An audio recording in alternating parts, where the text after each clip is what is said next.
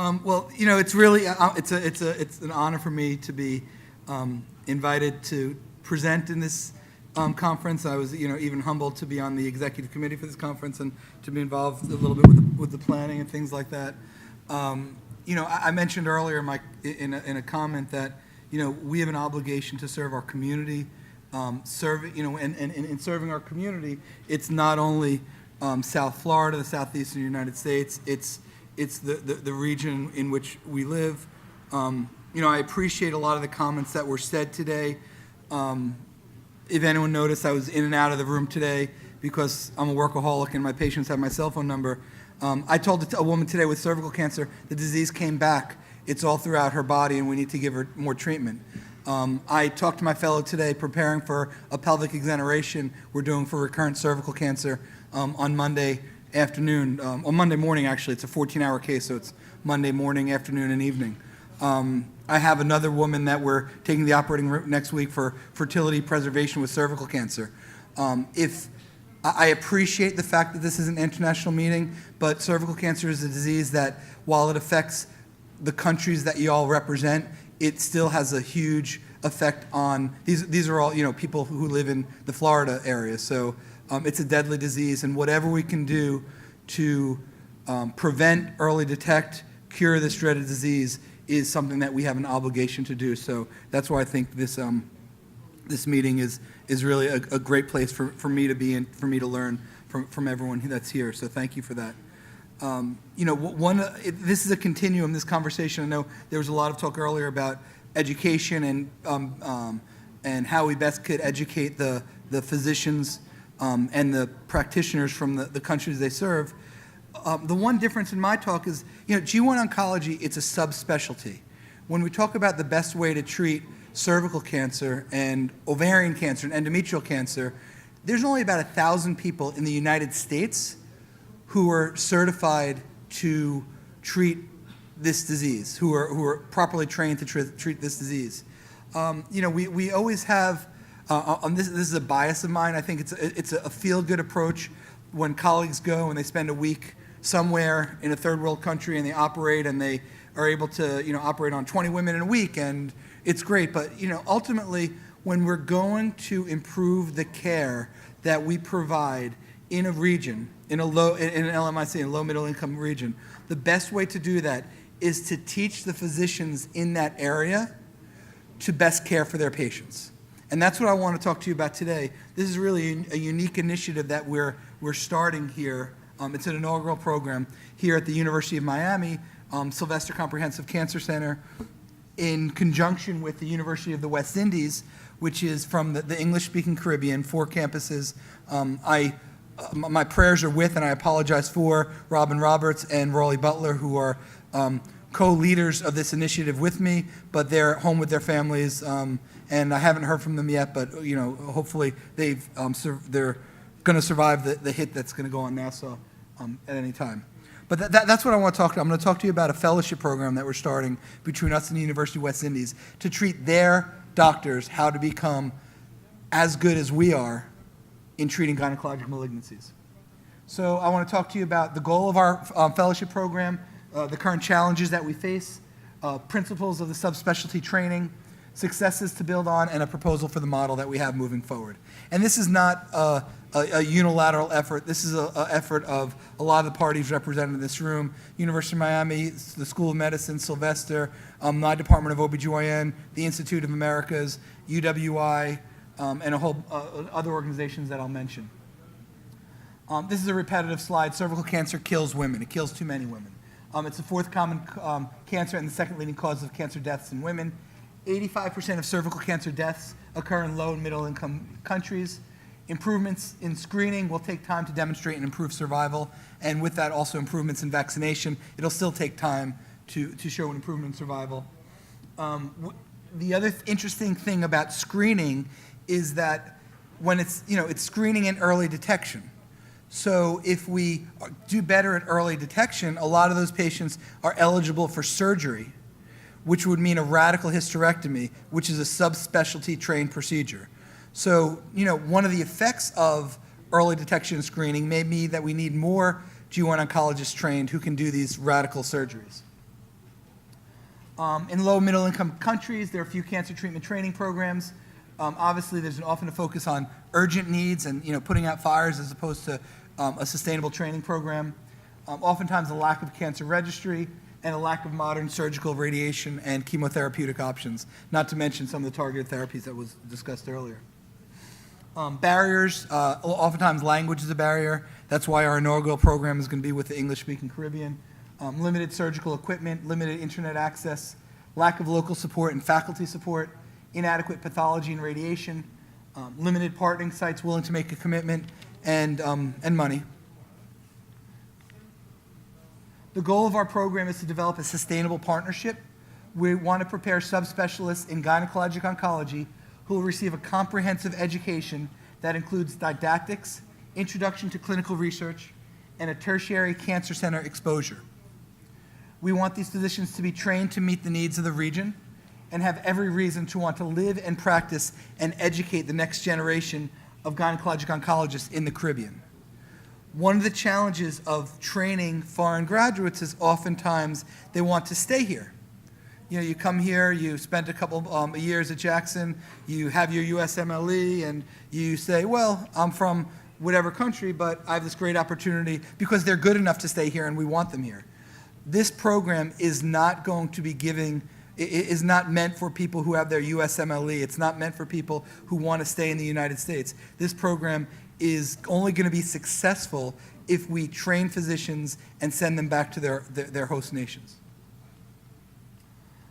So what are some of the steps to a successful program that we're building on? The awareness of the program. We're working on funding, educational tools, means of evaluation. We need the support of the ministers of health. If any of you are familiar with the University of West Indies, it's 4 campuses, which in itself is not unusual, but it's 4 different countries. So, and each country has its own minister of health that has its own, dare I say the word in a political season, but has their own political interests involved. So, though I think it's not as bad as some of our own internal political struggles, it is a challenge to get this going. And we need support from international societies. So what are our first steps?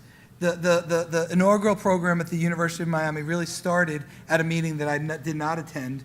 There was a sister society meeting which was made up of representatives from the International Gynecologic Cancer Society, the Canadian Society of Gynecologic Oncology, the U.S. Society of Gynecologic Oncology, the groups throughout Europe, the European SGO, and the Australian SGO.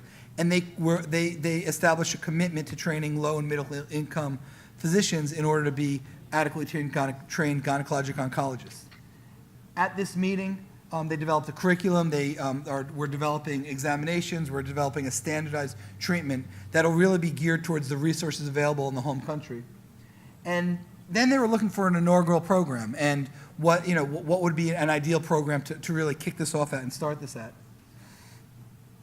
Fortunately for us, and part of it is I have some of the friends on that committee, but fortunately for us, the decision was made to make the Caribbean inaugural site for this sister society program to train gynecologic oncologists. This is the region we serve, as everyone knows. The challenge is the Caribbean undeveloped, developing, or developed? It really is an underdeveloped area. Costs of and access to overseas training. One of the challenges is to create a gynecologic oncology training that's adapted to the Caribbean needs. Trainees are not properly prepared to practice within existing resource constraints, and because of that, many return overseas. For example, we have a lot of robots here in South Florida. We're not looking to train Caribbean doctors how to use the robot because they don't have any robots in the Caribbean. We're looking to train them in good surgical technique, bread and butter surgical expertise, radical surgical expertise, bread and butter chemotherapeutic options, and 4-field radiation and things like that. So what are some of the unique aspects of the Bahamas and the Caribbean in gynecologic oncology? As I mentioned, there are 4 campuses to the West Indies. Right now, they get piecemeal support from the societies that make up the Sisters Society. There is a Caribbean Gynecologic Cancer Society, which moving forward will be the accrediting board for this fellowship. The University of Miami and Sylvester will co-affiliate to give a certificate to the trainees, but they'll really be credited by their home countries. There's interest by the NCI in the U.S. here to help to support such a program because they feel that this is a critical need. And I mentioned that we're eliminating the language barriers. Why Miami? Why now? I mean, we're all sitting in this room right now for this meeting with a hurricane on our doorsteps because it's the right thing to do. It's an important thing to do. Educating doctors in our region to be better at caring for their patients is part of the university mission, the president's mission, the president's wife's mission, the medical school's mission, the cancer center's mission, the Division of Gynecologic Oncology. It's part of our mission. Due to the proximity, you know, I love it. It took me, I did a site visit in Nassau. The flight was like 35 minutes. Can't do better than that. And the other thing which is really important when establishing this is they're already our friends. We already have a referral network. You know, again, Rolly and Robin were going to be here, but we already share patients. Their sickest patients come to Jackson. We angel flight patients here all the time. So we already have this relationship, which is really important when you're looking to establish a partnership like this. All the cards are on the table. There's no hidden agendas. We were all really, from the sides of the two institutions, we really want to just do the right thing. So what are we doing? We're developing a mentor training program. It's building on existing collegial relationships between the two institutions.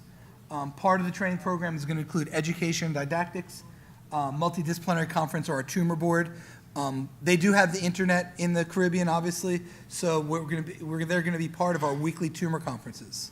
They're going to have a separate Caribbean-based tumor conference once a month that we're going to oversee.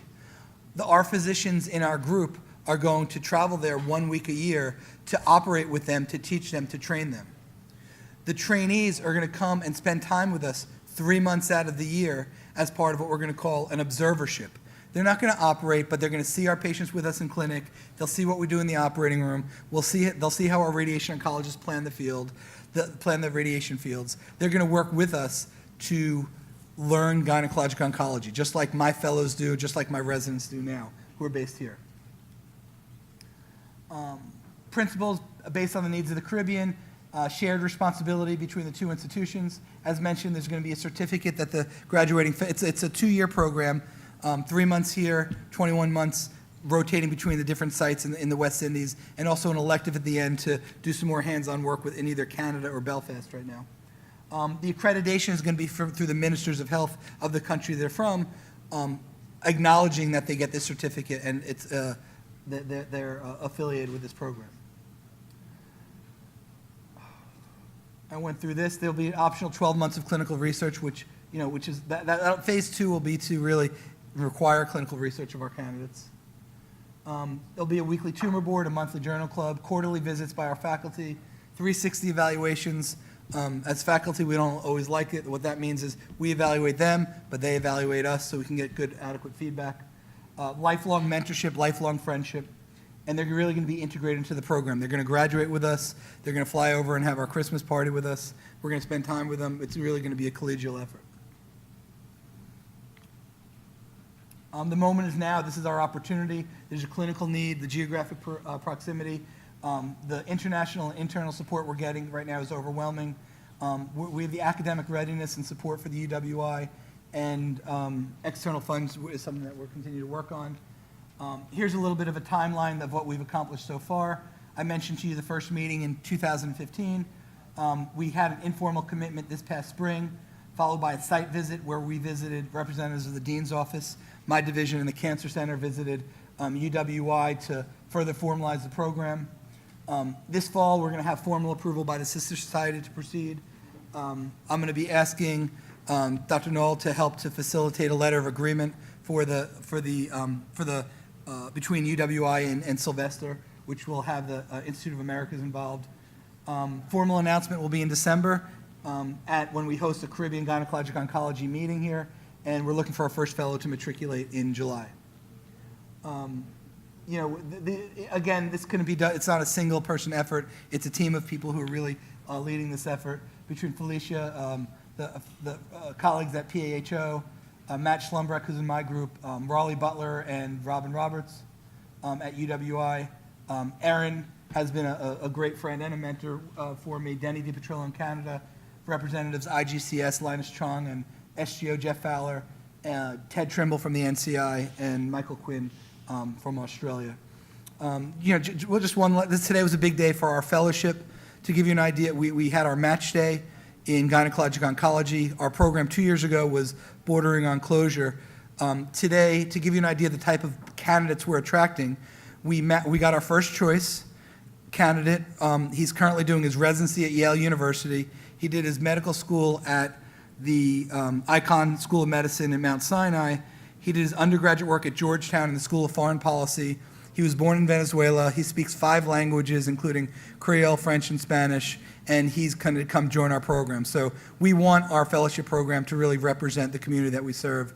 And through this fellowship program and through the other fellows that we're training right now, we feel we're doing that. So thanks for your attention. I'd like to take any questions.